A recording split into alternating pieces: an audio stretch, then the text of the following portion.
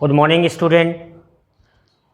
Twelfth standard में हम लोग इलेक्ट्रोकेमिस्ट्री की बात कर रहे थे और लास्ट लेक्चर जब हमने कंप्लीट किया था तो वहाँ पर हम इलेक्ट्रोलाइसिस की बात कर रहे थे। मैंने आपको बताया था कि इलेक्ट्रोलाइसिस की स्टडी हम दो तरीके से करते हैं। एक तो मैंने आपको बताया था कि क्वालिटेटिव एनालिसिस,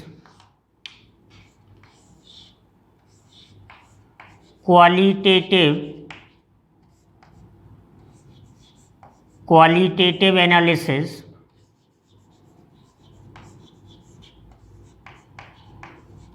और दूसरा मैंने आपको बताया था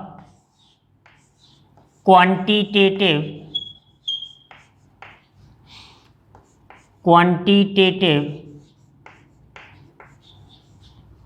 एनालिसिस।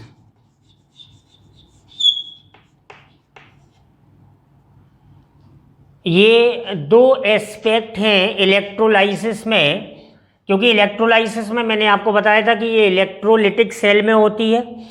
इलेक्ट्रोलिटिक सेल में हम किसी सॉल्ट को मोल्टन फॉर्म में, फ्यूज्ड फॉर्म में या एक्वस फॉर्म में लेते हैं तो आयंस कैथोड और एनोड पर डिस्चार्ज होते हैं और इसी प्रोसेस को हम इलेक्ट्रोलाइसिस बोलते हैं। इलेक्ट्रोलाइसिस के दौरान कैथोड और एनोड पर जो डिफरेंट टाइप ऑफ प्रोडक्ट्स का फॉर्मेशन होता है, क्वालिटेटिव एनालिसिस का मतलब products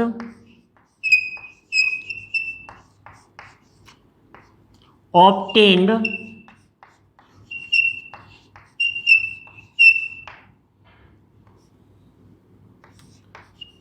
during electrolysis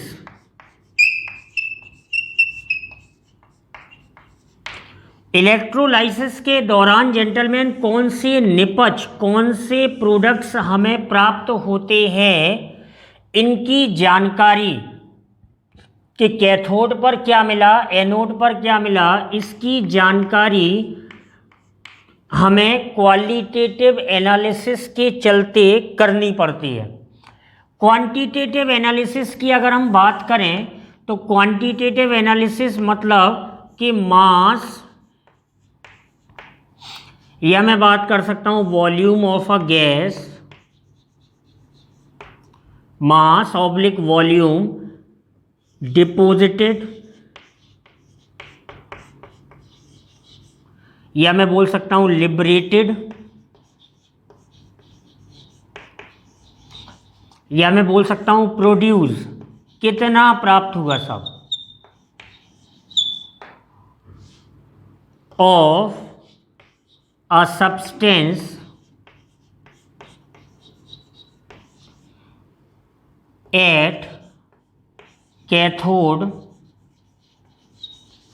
and anode.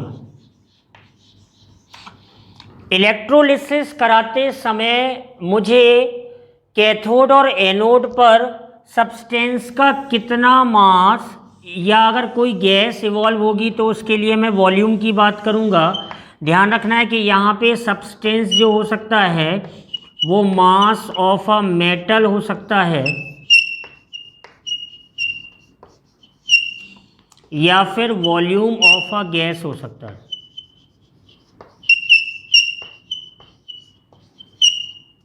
In ml। तो ये हमें थोड़ा सा ध्यान रखना है कि क्वालिटेटिव एनालिसिस में हम प्रोडक्ट्स ऑफ इलेक्ट्रोलाइसिस की बात करते हैं और साहब क्वांटिटेटिव एनालिसिस में हम मास, स्पेशली मास की बात करते हैं। और क्वांटिटेटिव एनालिसिस में ही हम लोग पढ़ेंगे Faraday's law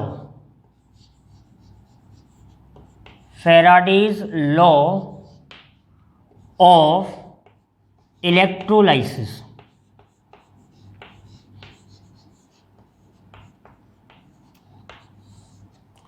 Faraday's law of electrolysis हम पढ़ेंगे क्वांटिटेटिव एनालिसिस में। तो आपको ये थोड़ा सा ध्यान देने वाली बात है, सबसे पहले हम सीखेंगे qualitative analysis.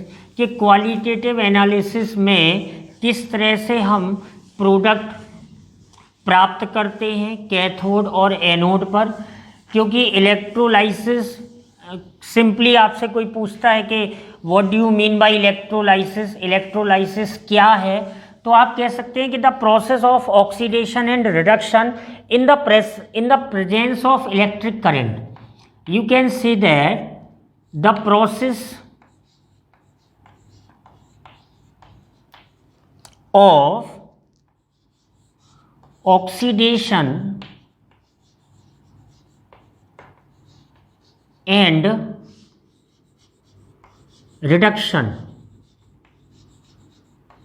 The process of oxidation and reduction in the presence of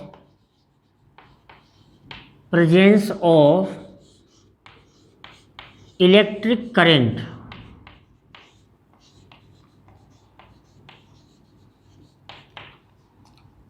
मतलब सिंपल से सिंपल बात आप ये बोल सकते हो. अब हम यहाँ पर इंटरेस्टेड हैं कि अगर मैं किसी इलेक्ट्रोलाइट की मतलब सॉल्ट की अगर मैं इलेक्ट्रोलाइसिस कराऊँ तो कौन से प्रोडक्ट बन सकते हैं. तो फॉर्मेशन ऑफ जो प्रोडक्ट्स है, formation of products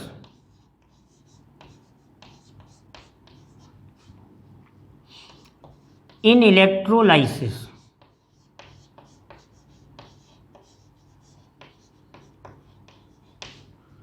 of an electrolyte.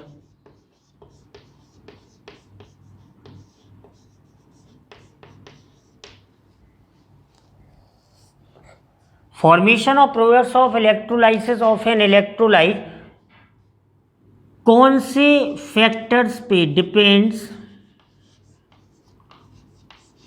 Upon following factors.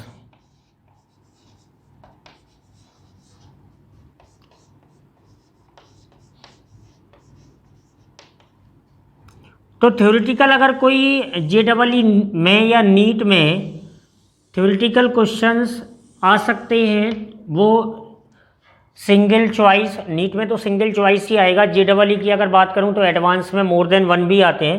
तो ये पॉइंट याद रखेंगे तो हम ढेर सारे क्वेश्चन कर सकते हैं. कौन कौन से फैक्टर्स पे साहब प्रोडक्ट्स का जो फॉर्मेशन होता है, कौन से प्रोडक्ट्स बनेंगे वो डिपेंड करता है. पहला फैक्टर होता है नेचर ऑफ, ये केवल याद रखना है आपको, नेचर ऑफ इलेक्ट्रोड्स, इलेक्ट्रोलाइट.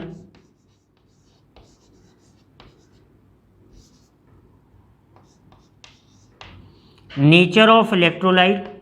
दूसरा फैक्टर आता है कॉन्सेंट्रेशन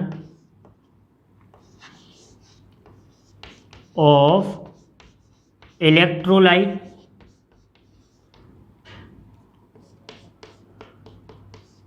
तीसरा फैक्टर आता है nature of electrode.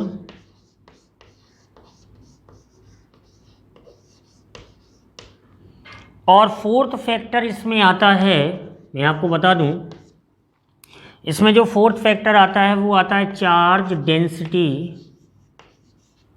Charge density pass through the solution.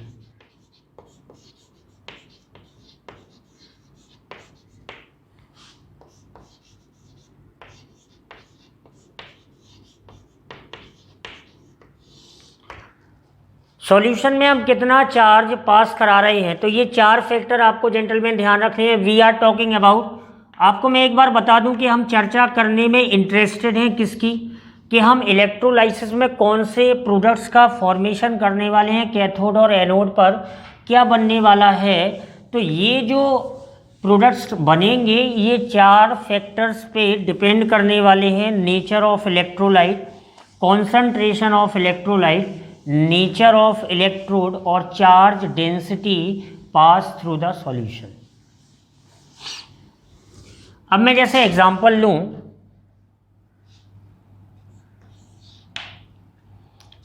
कि मैं मॉल्टन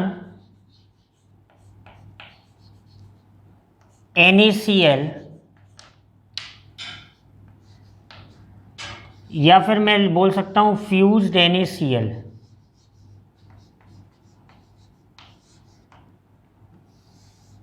अगर मैं इसकी इलेक्ट्रोलाइसिस कराऊं, बहुत ध्यान से मेरी बात सुनिए, तो मोल्टन NaCl का मतलब क्या हुआ कि NaCl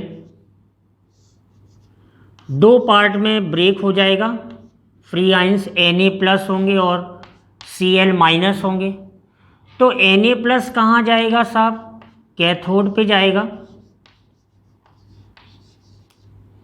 और कैथोड पे जाएगा तो सोडियम मेटल डिपॉजिट हो जाएगा। Cl- कहाँ जाएगा? एनोड पे जाएगा। तो क्लोरीन गैस इवॉल्व हो जाएगी। ये आप बात समझिएगा कि Na+ मतलब जो कैटायन है, आपको ध्यान रखना है कि कैटायन मतलब C, वो कहाँ जाएगा? कैथोड पे, तो कभी गलती नहीं होगी। और जो एनायन है मतलब A, वो कहाँ जाने वाला है? एनोड पे। और कुछ छोटे छोटे पॉइंट जो कई बार मैं आपको बता चुका हूँ, वो ध्यान रखना है कि कैथोड पर हमेशा क्या होता है साहब? रिडक्शन, और एनोड पर क्या होता है? ऑक्सीडेशन। ये मैंने शॉर्ट में आपको लिख दिया। तो अगर मैं इस रिएक्शन को डिटेल में लिखना चाहूँ तो Na+ सोडियम आयन ने एक इलेक्ट्रॉन गेन किया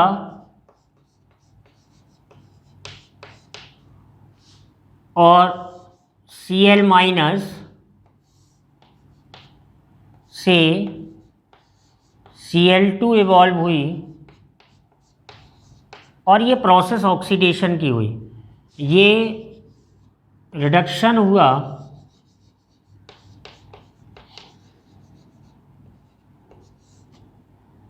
और ये ऑक्सीडेशन हुआ। तो जैसा कि मैंने अभी आपको बताया था कि इलेक्ट्रिक करंट की प्रेजेंस में ऑक्सीडेशन और रिडक्शन का होना इलेक्ट्रोलाइसिस कहलाता है। अब इन दोनों स्टेप को मैं ऐड करूंगा। ध्यान ये रखना है कि इलेक्ट्रोलाइसिस में जब आप एनोड और कैथोड वाली रिएक्शन लिख दें तो उनको ऐड इस प्रकार से करना है कि इलेक्ट्रॉन कैंसिल आउट हो जाएं। तो ये इलेक्ट्रॉन कैंसिल आउट हो जाएंगे साहब। तो फाइनल इक्वेशन क्या बनी कि Na+ प्लस Cl- Na, ये सॉलिड,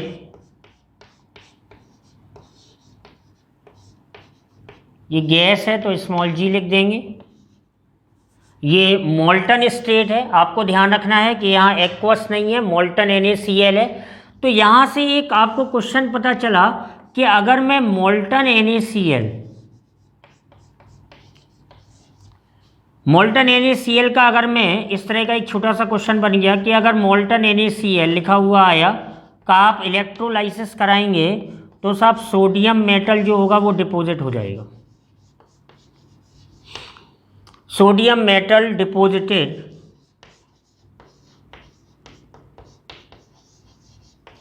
एट कैथोड, और क्लोरीन गैस एनोड पर बनेगी जो सॉल्यूशन में से निकल जाएगी। तो ध्यान रखना है कि अगर आपसे ये क्वेश्चन किया गया कि सोडियम मेटल को अगर डिपॉजिट करना है तो आपको ध्यान रखना है कि you have to take the molten NaCl gentlemen, fused NaCl भी ले सकते हैं। तो सोडियम मेटल डिपॉजिट हुआ कैथोड पर, जैसे जैसे करंट पास होगी तो क्या होगा कि Na+ का जो कॉन्सेंट्रेशन होगा, जो भी बात मैं बोल रहा हूँ उसको बहुत ध्यान से सुना करो, सब कुछ पॉसिबल नहीं होता लिखना, कि जैसे मैं करंट पास करता जाऊंगा तो Na+ का कॉन्सेंट्रेशन डिक्रीज होता जाएगा और सोडियम मेटल का जो मास होगा वो डिपॉजिट होता चला जाएगा, मास ज़्यादा से ज़्यादा डिपॉजिट होता चला जाएगा और क्लोरीन गैस इवॉल्व हो जाएगी। अगर मैं सेकेंड एग्जांपल लूं कि मोल्टन NaBr लिया या फ्यूज्ड NaBr लिया, तो मोल्टन NaBr में क्या होगा कि Na+ और ये Br- में ब्रेक हो जाएगा आयंस में, Na+ कैथोड पे जाएगा, और जब Na+ कैथोड पे जाएगा तो सोडियम मेटल डिपॉजिट होगा, और ये एनोड पे जाएगा तो ब्रोमीन गैस इवॉल्व हो जाएगी। अगर इस रिएक्शन की प्रोसेस में लिखूं तो Na+ ये रिडक्शन हो रहा है, तो Na solid sodium metal deposit हो गया, और Br-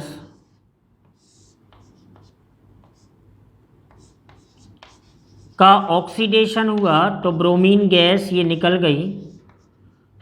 आप देख पा रहे हैं जेंटलमैन कि ये एट कैथोड है,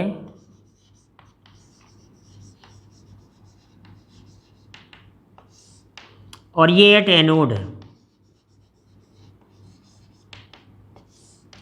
जो कैथोड पे है वो रिडक्शन है,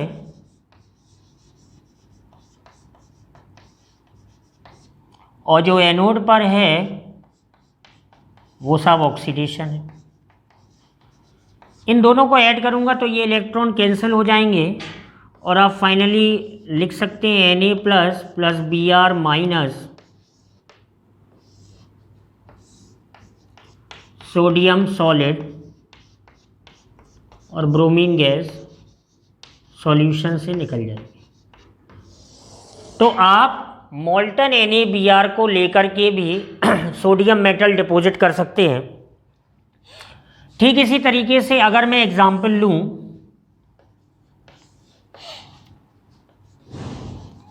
मोल्टन PbBr2 का, लेड ब्रोमाइड, तो मोल्टन PbBr2 का एग्जाम्पल लूंगा तो देखो कैसे ये ब्रेक होना है कि Pb+2 और Br-, Pb+2 और Br-, ठीक है ना, इस तरह से ब्रेक होगा, बस ये 2 मोल बन जाएगा। तो आप देख पा रहे हैं कि ये कैथोड पे जाएगा। यहाँ अगर 2 नहीं भी लिखेंगे तो भी अंडरस्टूड है, तो ये Pb सॉलिड मिलेगा, और ये एनोड पे जाएगा तो ब्रोमीन गैस मिल जाएगा। मैं रिएक्शन को कैसे लिख सकता हूं कि एट कैथोड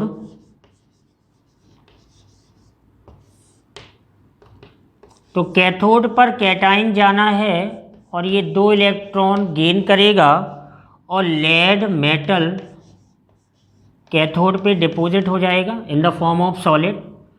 एनोड पे क्या होने वाला है कि Br- 2Br-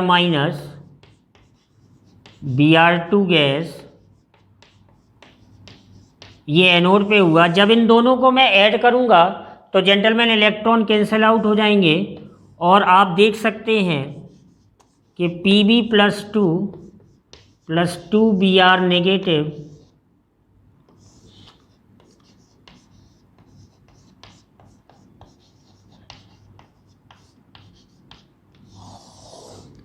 तो लेड जो मेटल होगा वो कैथोड पर डिपॉजिट हो जाएगा, और जो ब्रोमीन गैस है वो सॉल्यूशन से इवॉल्व हो जाएगी, निकल जाएगी। अब ध्यान देने वाली बात ये है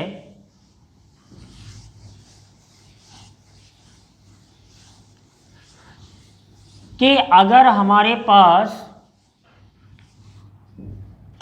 पास कोई कैटाइन, मतलब आप यहां से समझ सकते हैं कि इफ एन इलेक्ट्रोलाइट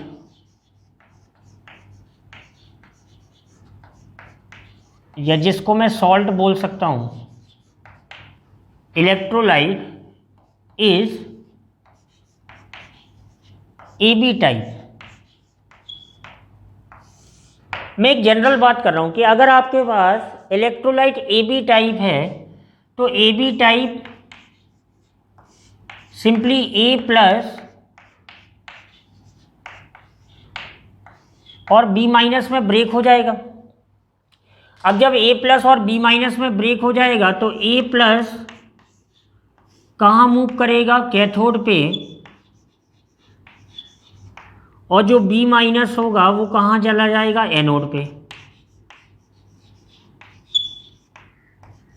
तो हमें दो अलग अलग प्रोडक्ट, मतलब वो मेटल तो होगा ही एक पे, वो कैथोड पर ही होगा, और एनोड पर हमें कोई गैस या कोई दूसरा प्रोडक्ट मिल सकता है। जब हम सिंपली हम ए बी टाइप की बात कर रहे हैं, मतलब आपको ध्यान रखना है, एक छोटी सी ट्रिक है, मैं बताता हूँ आपको,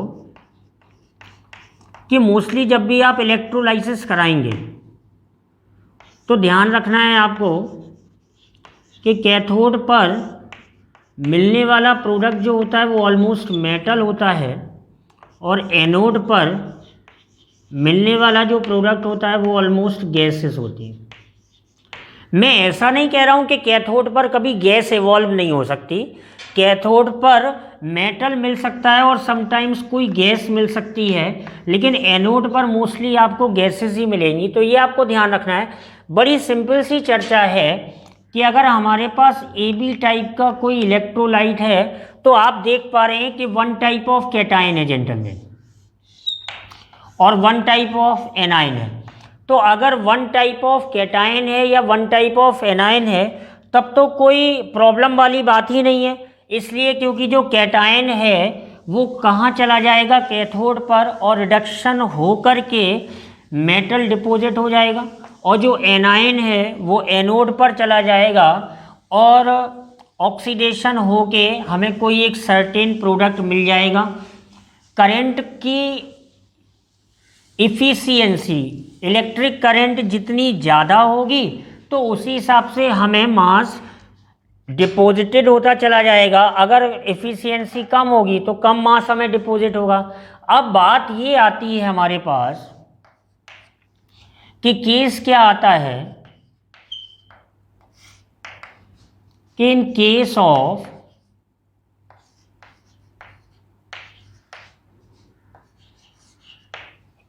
ऑफ टू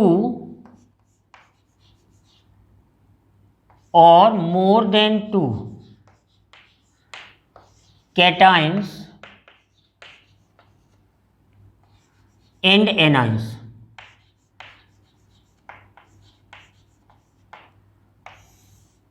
अगर मेरे पास सॉल्यूशन में दो कैटाइंस या दो एनाइंस पड़े हुए हैं, सिलेबस में मोस्टली दो कैटाइंस ही हैं, लेकिन मैंने लिख दिया टू और more than two cations and anions.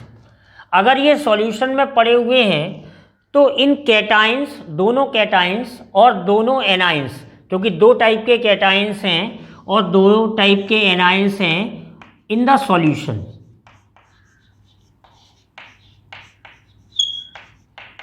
तो तय बात है यहाँ से ये बात एक क्लियर होती है कि इन द सॉल्यूशन, अगर हम सॉल्यूशन की बात करेंगे तो वो डेफिनेटली एक्वस होगा।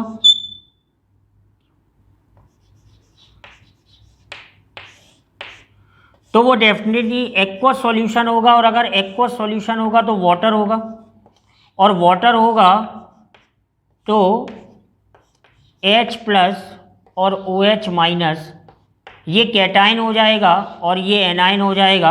तो एक तो कैटाइन यहाँ से सॉल्ट से आएगा, एक H प्लस हो गया, एक एनाइन सॉल्ट से आएगा और एक OH माइनस हो गया। तो इस केस में कैटाइन्स के बीच में कंपटीशन होगा। ऐसा नहीं है कि दोनों कैटाइन जाके कैथोड पर डिस्चार्ज हो जाएंगे, एनाइंस के बीच में कंपटीशन होगा, और उसमें जो भी जीतेगा साहब वही कैटाइन जाके कैथोड पे सबसे पहले डिस्चार्ज होगा। तो बात ये ध्यान रखनी है कि cation which has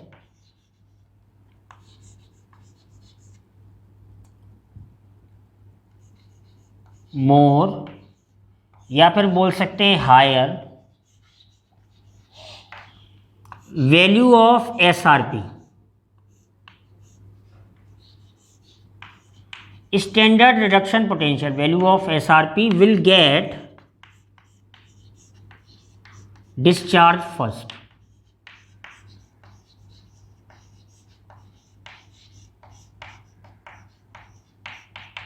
eight cathode. Cathode पर वो कैटायन पहले डिस्चार्ज होगा जिसके लिए स्टैंडर्ड रिडक्शन पोटेंशियल की वैल्यू ज़्यादा होगी। सिमिलरली हम एनाइंस के लिए क्या बोलेंगे कि anion which has higher value of SOP, standard oxidation potential, will get discharge first at anode। जिस एनायन के लिए SOP की वैल्यू ज़्यादा होगी वो एनोड पर पहले डिस्चार्ज होगा और उसी के आधार पर हम प्रोडक्ट का फॉर्मेशन करेंगे। ध्यान रखना है, लेकिन कब?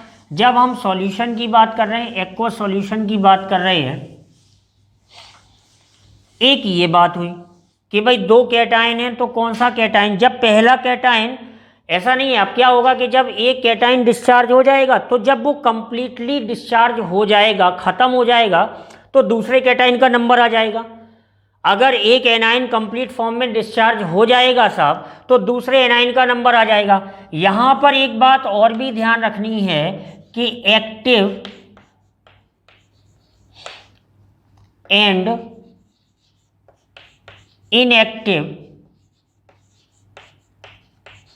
इनएक्टिव को मैं इनर्ट भी बोलता हूं, इलेक्ट्रोड।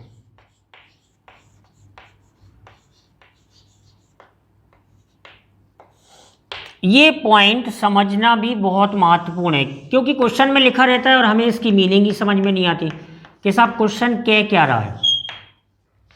समझो बात को कि एक्टिव इलेक्ट्रोड वो है जो रिएक्शन में पार्टिसिपेट करे। कौन सी रिएक्शन? इलेक्ट्रोलाइसिस।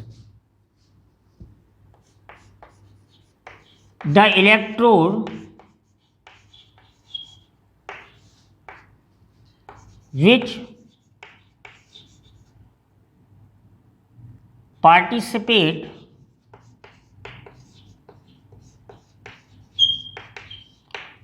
in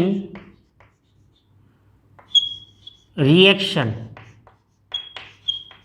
दो रिएक्शन हो रही है, एक कैथोड वाली हो रही है और एक एनोड वाली हो रही है। In reaction is called active electrode.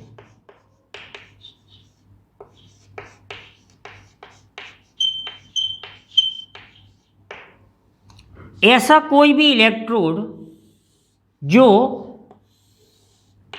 Electrolysis की प्रोसेस में जो भी रिएक्शन हो रही है अगर उसमें पार्टिसिपेट कर रहा है तो उसको हम साहब एक्टिव इलेक्ट्रोड बोलते हैं। ध्यान ये रखना है कि generally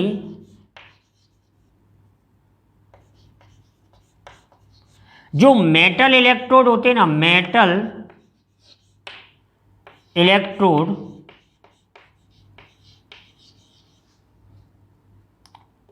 are active electrode.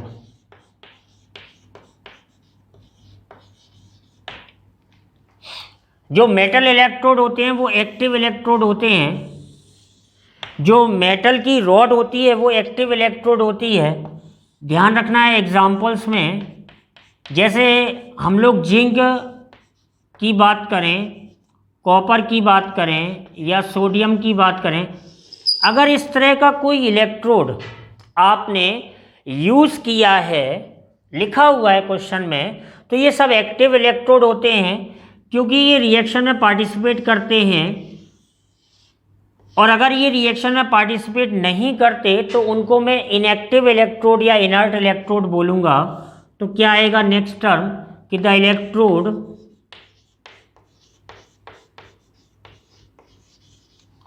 Which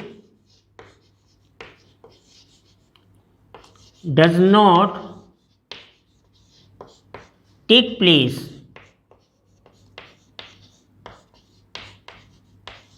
take place in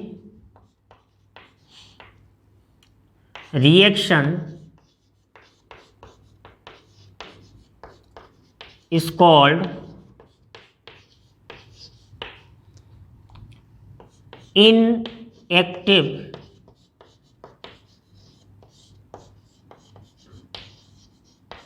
inert electrode. जो रिएक्शन में पार्टिसिपेट नहीं हो रहा, भाग ही नहीं ले रहा, उसको मैं इनएक्टिव या इनर्ट इलेक्ट्रोड बोलूँगा। याद रख सकते हैं इसके एग्जाम्पल, जैसे कई बार लिखा रहता है प्लेटिनम, यूजिंग प्लेटिनम इलेक्ट्रोड या ग्रेफाइट।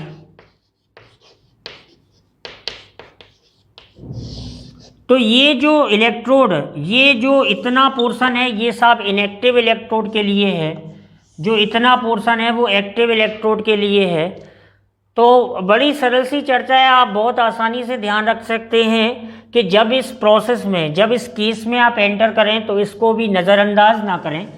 लिखा रहता है क्वेश्चन में तो उसकी मीनिंग भी समझें कि क्यों लिखा रहता है और किस लिए लिखा रहता है। तो जब कभी बहुत अच्छा क्वेश्चन बनता है तो उसमें इस चीज़ का भी यूज़ कंपटीशन में वो करा ही लेते हैं। हम लोग सीखने जा रहे हैं कि अगर किसी इलेक्ट्रोलाइसिस में हमारे पास दो टाइप के कैटायन या दो टाइप के एनायन आ जाएं तो फिर हम किस तरह से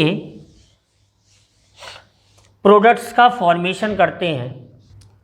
दो कैटायन दो एनायन के लिए हम लोग केस करेंगे एक्वस NaBr सॉल्यूशन।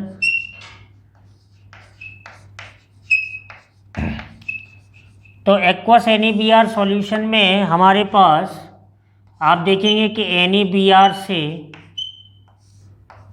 जो कैटायन होगा वो Na+ होगा और साथ में Br- होगा। वाटर से एक्वस है तो H+ आएगा, साथ में OH- आएगा। तो आप देख पा रहे हैं कि दो कैटायन हैं और दो एनायन हैं। तो यहाँ पर जब हम एनोड की बात करेंगे तो एट एनोड Br- और इसका ऑक्सीडेशन होगा और हमें ब्रोमीन गैस मिलेगी। हम एनोड की बात कर रहे हैं तो हमें SOP की ज़रूरत पड़ेगी। तो E0 इसके लिए होता है 1.08 वोल्ट। ध्यान रखें ये SOP है, स्टैंडर्ड ऑक्सीडेशन पोटेंशियल। जब हम वाटर की बात करेंगे तो मतलब हमें, जब एनोड पे हम वाटर की बात करेंगे तो वाटर का भी ऑक्सीडेशन होने वाला है, तो हम ऑक्सीजन गैस की बात कर सकते हैं। यहाँ पर आप देख रहे हैं कि हम 2H2O अगर ले लें तो 2H2O O2 और प्लस 4H प्लस 4 इलेक्ट्रॉन।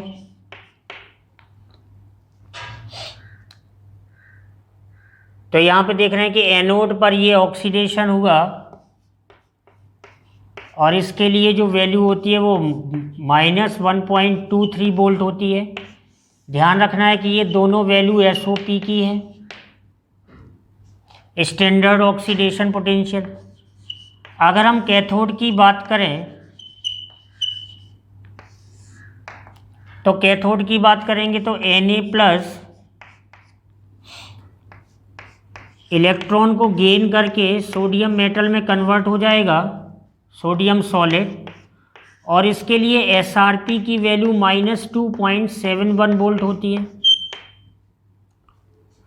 अगर वाटर की बात करेंगे तो 2H2O plus 2 electron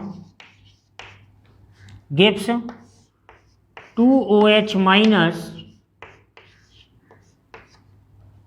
2OH minus और प्लस कितना, 1 मोल हाइड्रोजन हो जाएगा। तो इसके लिए E0 की जो वैल्यू होती है वो -0.83 वोल्ट होती है। ध्यान दें जेंटलमैन, ये दोनों वैल्यू SRP है, स्टैंडर्ड रिडक्शन पोटेंशियल। मैं आपको बोल रहा था कि जब कंपैरिजन करेंगे तो जिसकी वैल्यू ज़्यादा होगी, एसओपी को चेक करेंगे तो इन दोनों को विद साइन चेक करेंगे तो ये वैल्यू ज़्यादा है तो ये वाली रिएक्शन होगी। देखिएगा जिसमें मैं टिक कर रहा हूँ वो रिएक्शन होगी और ये नहीं होगी, ये वैल्यू मोर है। जब इसमें हम चेक करेंगे तो ये रिएक्शन नहीं होगी, देख पा रहे हैं ये वैल्यू ग्रेटर देन है -0 और ये रिएक्शन होगी। तो आपको ध्यान देना है कि ये वैल्यू ज़्यादा है। अब अगर इन दोनों पूरी रिएक्शंस को हम ऐड करके लिखें तो मैंने आपको क्या बताया कि इलेक्ट्रॉन कैंसिल आउट हो जाने चाहिए।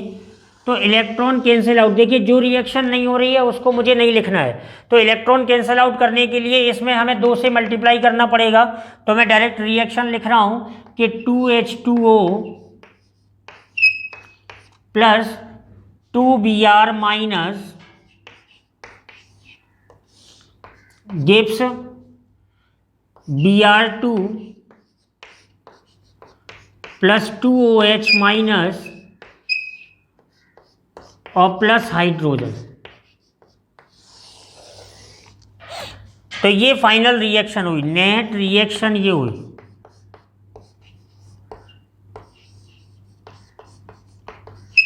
तो आप देख पा रहे हैं कि नेट रिएक्शन जब हम एक्वस NaBr का इलेक्ट्रोलाइसिस करा रहे हैं तो नेट रिएक्शन ये निकल के आ रही है। तो अगर मल्टीपल क्वेश्चन का आता है कोई भी मामला तो इसमें हम ढेर सारी चर्चा कर सकते हैं कि जैसे जैसे हम करंट को पास कराएंगे, तो अगर करंट को हम पास कराएंगे तो हमें ये चेक करना पड़ेगा कि क्या हो रहा है। तो जैसे जैसे करंट पास हो रही है तो देखिए रिजल्ट्स क्या निकल के आ रहे हैं, as current passes through solution aqueous NaBr solution, जैसे जैसे एक्वस NaBr सॉल्यूशन से करंट क्या होगी, पास होगी, तो मुझे ये देखना पड़ेगा कि क्या होगा। देख पा रहे हैं आप कि Br माइनस का जो कॉन्सेंट्रेशन होगा वो डिक्रीज करेगा।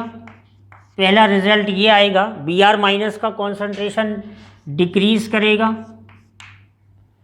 Br2 का कॉन्सेंट्रेशन इंक्रीज करेगा, हाइड्रोजन कैथोड पे मिलेगी, हाइड्रोजन एट कैथोड। ये ब्रोमीन गैस कहाँ मिलेगी, एनोड पे। OH minus ion concentration increase करेगा, तो OH minus ion concentration increase करेगा तो ये सॉल्यूशन किसकी तरफ जाएगा, बेसिक की तरफ। और अगर जेंटलमैन ये सॉल्यूशन बेसिक की तरफ जाएगा तो pH क्या हो जाएगा, ग्रेटर देन 7 हो जाएगा। बहुत ध्यान देने वाली बात है कि आप कौन कौन से ऑप्शन में टिक कर सकते हैं, क्योंकि pH ग्रेटर देन 7 होगा मतलब OH माइनस आयन कॉन्सेंट्रेशन क्या होगा, बढ़ेगा, तो सॉल्यूशन बेसिक हो जाएगा। तो एक्वस NaBr का सॉल्यूशन, आपसे किसी ने पूछा कि क्या आप सोडियम मेटल डिपॉजिट कर सकते हैं, नो। क्या ब्रोमीन गैस प्राप्त कर सकते हैं, यस। क्या हाइड्रोजन गैस प्राप्त कर सकते हैं, यस, कैथोड पे। क्या सॉल्यूशन बेसिक होगा, यस। तो हमें ये ध्यान रखना है कि जब हमारे पास 2 टाइप के कैटाइन या एनाइन हो जाएंगे तो हमें 2 कैटाइन का कंपैरिजन करते समय जिस कैटाइन के लिए SRP की वैल्यू ज़्यादा होगी, जिसके लिए SRP की वैल्यू ज़्यादा होगी उसको हम पहले कैथोड पर डिस्चार्ज करेंगे, और जिस एनाइन के लिए SOP की वैल्यू ज़्यादा होगी उसको हम पहले एनोड पर डिस्चार्ज करने वाले हैं। और डिफरेंट टाइप के प्रोडक्ट्स हम लोग बनाना सीख जाएंगे। अगले लेक्चर में मैं इलेक्ट्रोलाइसिस प्रोडक्ट का एक आधा एग्जाम्पल बता के फैराडे लॉ की बात करेंगे, तब तक आप इसको रिवाइज कर लीजिएगा।